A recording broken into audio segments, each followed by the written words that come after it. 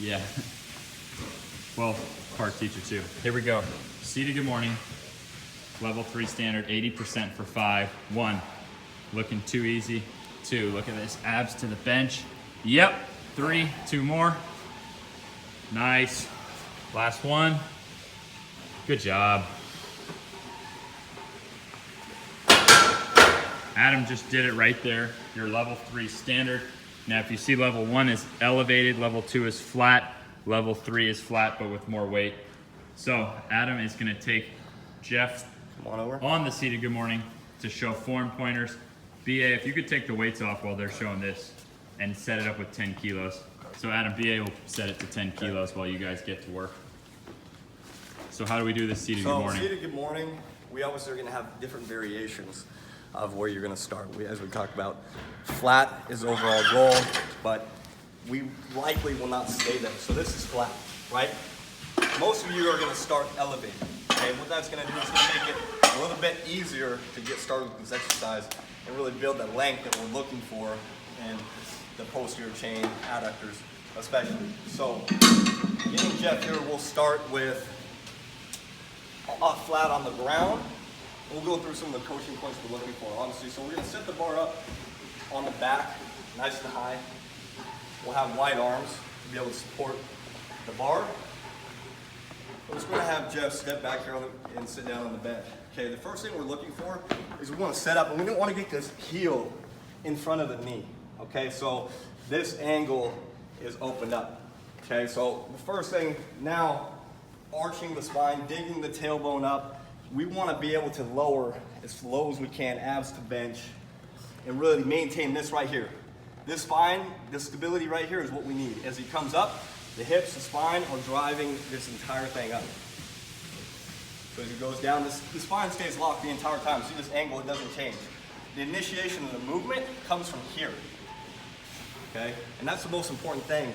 We cannot lose any spinal strength here. If we do, we defeat the purpose of what we're doing and you're risking injury, okay?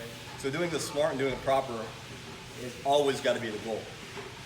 And you can see Jeff here is quite the master at this exercise. Flat to the bench, strong spine, movement is perfect. This is quite elite flexibility that you're gonna progress to. Okay, so that's good for Jeff. We'll have him come up here, rack it. And what we're gonna do, we're gonna show an example of the regressed version. So we're gonna have Brandon come up here and show you the regressed version. So we've elevated the bench, thus making the hip flexion less, thus making the exercise slightly easier. And if you're tighter, this is something you definitely wanna do. You can throw in a couple blocks, just to give yourself maybe more of a target, but we're still looking for the same things. Is being able to maintain the spine. You look how this angle is opened up by elevating the bench.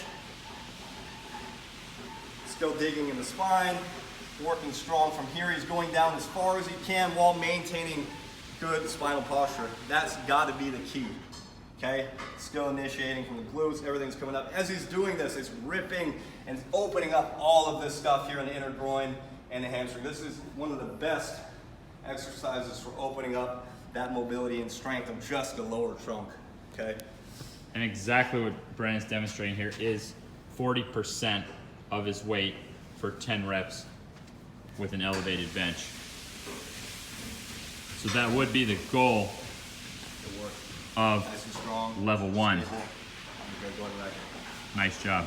And you want to just finish this video by talking about how if you do it unweighted, you actually won't get as much range, and it is the gradual progressive loading that stretches you down. Yeah.